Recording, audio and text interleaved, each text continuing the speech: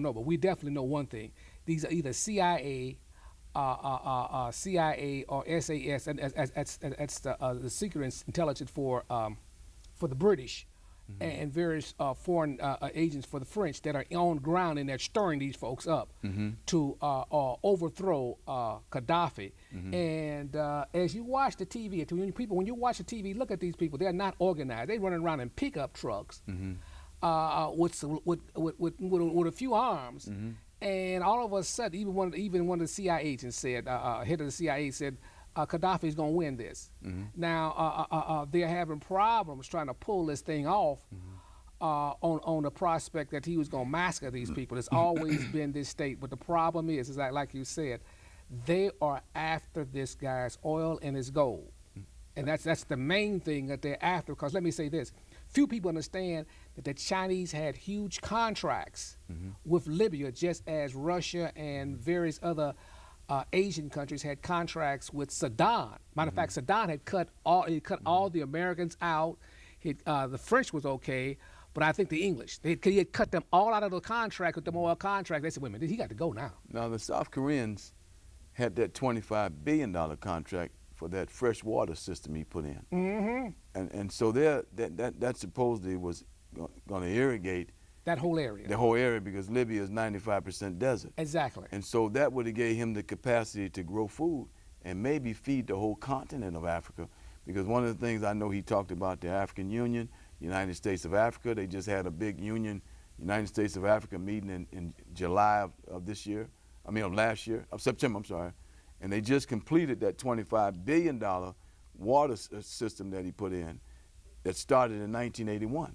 Now it's awful strange that now they're bombing him, and it took him that from 1981 till 2010 to finish this fresh water system that he just put in. Well, it's a nice thing that you pointed out. Most people don't understand that of the so-called oil-rich countries, the most advanced technologically people as far as education was Iraq under Saddam. They were very progressive. In other words, the point is, what people understand is that as these nations begin to develop their resources in educational standard, they become independent. This is the problem that what people understand. It's the same system we had back with the slaves. One of the big problems the white plantation owners had with blacks is that once he educated them with various trades, they no longer wanted to become a slave. You know, you get people, carpenter, you give them all these type of skills. They say, well, no, I don't want to be no slave no more. Well, this is the same point. These people received the technology, became educated, and they began to develop some type of self-sufficiency. So they were beginning to break the yoke of the U.S. And European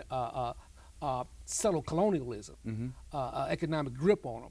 And they knew that they were turning the corner, so what they did, they dropped the kibosh on them. Because they knew if this continued on, they wouldn't have control over them.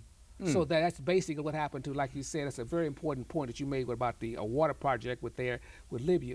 The point is that all those countries that are very oil rich, for instance, the oil countries just where you're going to pull in $1 trillion, those people don't even grow food. I was telling my congregation, I said, how can you bring in $200 or $300 billion and you don't have no food? Exactly. And your so-called friend that you know, the person that you think has the power, he got the food. He can That's cut right. you off. And anytime he gets ready, he can cut the food off. And I don't care how much oil you got to eat. I always thought that was amazing in the whole continent of Africa, that children are still suffering, and I mean, are still starving, and to have the resources that they have, and you can drop any kind of seed on the ground in Africa and it'll grow, but for us not to have the agriculture knowledge in the motherland, it's always been strange to me. Well, see, it's by design. To give you an example of what I'm talking about, let's go to Zambia. When Zambia had these famine, what is that, 10, 15 years ago? I don't forget what it was ago.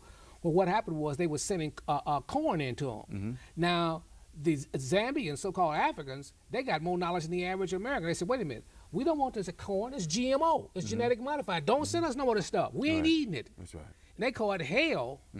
Propaganda. They was called dumb Africans. They starving their folks because they don't want to eat the corn, but they didn't want the genetic modified form. Right. They told them that what they wanted to do, what people don't understand what genetic modified corn is, for those of you that have not, especially blacks that have not read and understand, it's corn or seeds that they only grow one time. And see, after that, you have to go back to the man, Monsanto, who has the patent on it, and keep buying the corn. Right. So before, the way Yahweh, our Heavenly Father, made corn, once you got corn, you would always have enough seed That's right. to replant again, and you wouldn't have to go to nobody, nowhere, at no time. But the way the system is set up, they want to control the food. And Africa is one way they want to control the population there and go through a population control. In essence, they want to annihilate them people there, basically, and walk in and take the resources. You know, you're absolutely right. I work with some master gardeners that came out of Mississippi to work with me on the farm. And these guys grow their own seeds. And they know how to grow their own seeds. And so one of the things I say to them there in the 80s is that I have to learn and get the information and knowledge from you before you die. That's right. I mean, because they know how to grow their own seeds. But like you said with Monsanto, you know, you plant the seeds and it just grows one time, and there's no redevelopment. They also have a seedless watermelon. Yeah, exactly. I mean, exactly. It's seedless watermelon. I mean, and so, you know, these things are, you know, black people, I think, are asleep on this food thing. But I want you to touch on the relationship with Minister Farrakhan and Gaddafi. What do you think, and why do you think that he held the press conference? Well, I think he